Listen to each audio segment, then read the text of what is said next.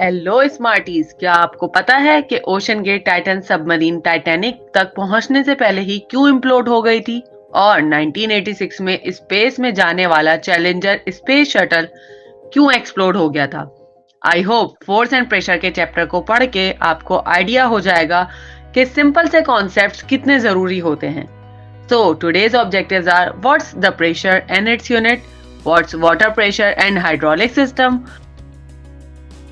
what is gas pressure and pneumatics and aerosols. Lastly, atmospheric pressure, which is the main reason for the implosion and explosion of submarine and shuttle respectively. Pressure means force applied per unit area, यानी pressure force के directly proportional है और area के inversely proportional है। इसको समझने के लिए हम simple example लेंगे पेंसिल की। अगर आप पेंसिल को दोनों फिंगर्स में दबाकर फोर्स अप्लाई करें, जस्ट अज्यूम के 1 न्यूटन की फोर्स है, तो इस साइड पर आपको दर्द होगा जहां एरिया ऑफ कांटेक्ट बहुत ही कम है, और अज्यूम के एरिया जो है वो 0.001 मीटर स्क्वायर है, और इस साइड पर फोर्स तो सेम है लेकिन area of contact 0.005 metre square है। अब अगर हम फॉर्मूले के हिसाब से दोनों साइड्स को कंपेयर करें तो 1 न्यूटन को दोनों साइड्स के एरिया से डिवाइड करेंगे और आंसर आएगा 1000 न्यूटन पर मीटर स्क्वायर प्रेशर नोक वाली साइड पर, जबकि बैक साइड पर सिर्फ 200 न्यूटन पर मीटर स्क्वायर प्रेशर आया है। दिस शोज दैट कि फोर्स ज्यादा होगी तो प्रेशर ज्यादा, और अगर ज्यादा एरिया होगा तो प्रेशर कम होगा। Just remember, pressure is the ratio of force to area. Now हम इसके लिए फॉर्मूले से ही यूनिट को ड्राइव करेंगे। एज वी नो के फोर्स का यूनिट है न्यूटन और एरिया का यूनिट है metre square. So just put the units in their places and we got the unit of force newton पर metre square. Let's solve a simple numerical. एक हथौड़ी से हम कील को ठोक रहे हैं जिसमें 200 न्यूटन की फोर्स है, जबकि कील का टॉप पार्ट 0.5 सेंटीमीटर स्क्वायर है और हमको प्रेशर फाइंड आउट करना है। वैसे तो हम सेंटीमीटर स्क्वायर को मीटर स्क्वायर में कन्वर्ट करेंगे, लेकिन अभी आप जस्ट कैलकुलेशन को सीखें। हमने न्यूमेरिकल से डेटा को लिखा and then to solve we will put the values in formula. So we got the answer 400 newton पर मीटर स्क्वायर। सिमिलरली इस न्यूमेरिकल में ट्रक के टायर का एरिया है 5 मीटर स्क्वायर और वो 15,000 न्यूटन पर मीटर स्क्वायर की प्रेशर अप्लाई कर रहा है और हमको वेट यानी फोर्स फाइंड आउट करना है। Just write down the data and start putting the values in the formula and we got the answer, यानी ट्रक का वेट है 75,000 न्यूटन। और हाँ, सब्सक्राइब करने के साथ साथ डिस्क्रिप्शन बॉक्स में दिए गए टेस्ट को सॉल्व करके अपनी अंडरस्टैंडिंग जरूर चेक करें। नाउ यू नो के प्रेशर का यूनिट न्यूटन पर मीटर स्क्वायर है, लेकिन 1 न्यूटन पर metre square is equal to 1 pascal. To honour the scientist Blaise Pascal, but pascal is very low pressure, इसलिए मोस्टली किलो पास्कल यूज होता है, which is equals to 1000 pascal. Bike के tyre में तकरीबन 200 kilo pascal का air pressure होता है। जब हम प्रेशर अप्लाई करते हैं तो क्योंकि सॉलिड्स के पार्टिकल बहुत टाइटली पैक्ड हैं, इसलिए मोस्टली ये इनकम्प्रेसिबल है, बट लिक्विड्स में कुछ हद तक कंप्रेशन हो जाती है और गैस में बहुत ज्यादा स्पेस है, इसलिए इसके मॉलिक्यूल्स बहुत इजीली कंप्रेस हो जाते हैं। Let's have a look at water pressure. But before using the real foot, I'm going to use this glizzy. Woo! Whoa! All right, but next we have a carrot. I really need to get a lunchbox. Let's see how it does against a toe. 3, 2, 1. I can't even see right now. Oh, that's so disturbing. So the water pressure is force per unit area exerted by water on container या फिर उस object पर जो उस पानी में डूबा हुआ है। जितनी डेप्थ उतना ज्यादा प्रेशर। अब समझ आया आपको कि why Titan implodes in the depth of ocean? Simple, water pressure. Let's talk about the Pascal's law, which says कि कंटेनर में मौजूद फ्लूइड्स में हर डायरेक्शन पर इक्वल प्रेशर ट्रांसफर होता है। You can check it with this simple activity. Balloon में पानी भर के कुछ सुराख कर दें, आपको खुद नजर आ जाएगा कि पानी सारे सुराखों में से इक्वल प्रेशर से बाहर आ रहा है। ये लॉ एक साइंटिस्ट ब्लेस पास्कल ने दिया था और इसी प्रिंसिपल की बेस पर हाइड्रोलिक सिस्टम काम करते हैं। सिस्टम में नियरली इनकम्प्रेसिबल फ्लूइड्स की हेल्प से एक जगह थोड़ी सी फोर्स अप्लाई करके दूसरी जगह सारे प्रेशर को ट्रांसफर कर दिया जाता है।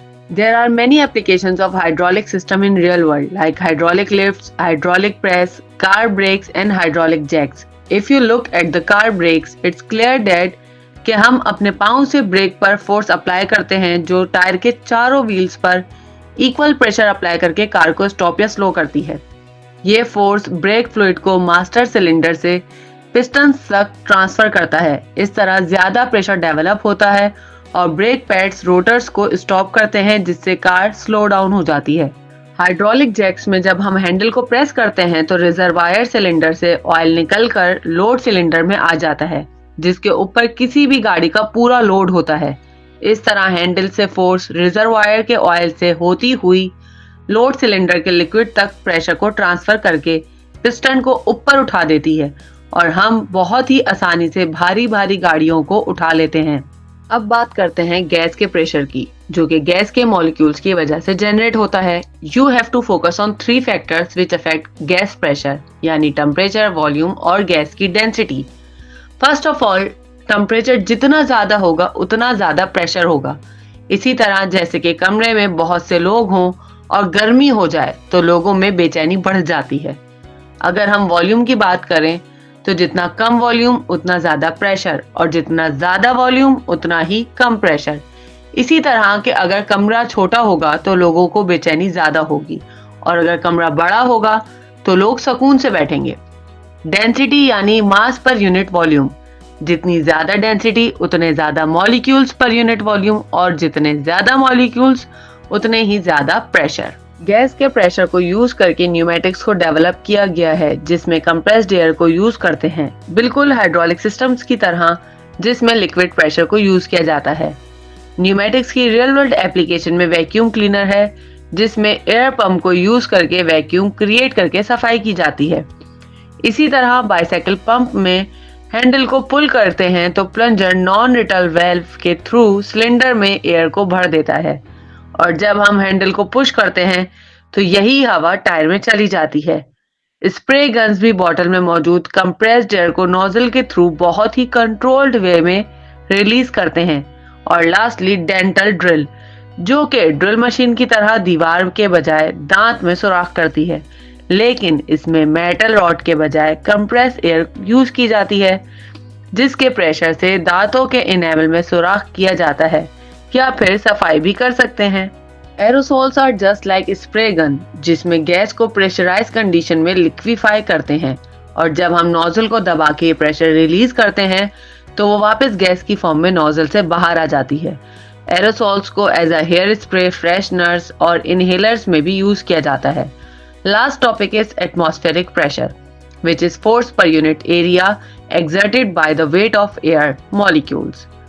सी लेवल पर इसकी वैल्यू है 1 kilogram per centimetre square.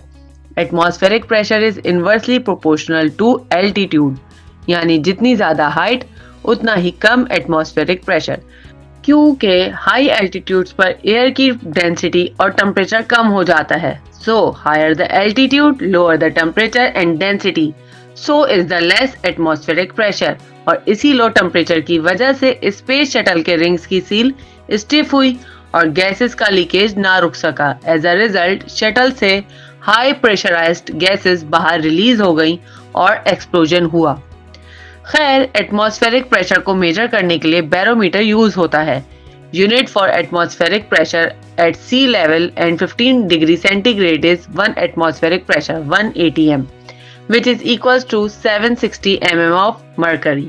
Barometers 2 type के हो सकते हैं। फर्स्ट इज मरकरी बेस, जिसमें ग्लास ट्यूब में मरकरी को फिल करके इन्वर्टेड पोजीशन में मरकरी में ही डिप करते हैं और वो एटमॉस्फेरिक प्रेशर की वजह से ट्यूब से बाहर आता है और जितनी ज्यादा डिस्प्लेसमेंट होगी उसको मेजर करके एटमॉस्फेरिक प्रेशर डिसाइड किया जाता है, जैसे कि सी लेवल पर 760 mm डिस्प्लेसमेंट है।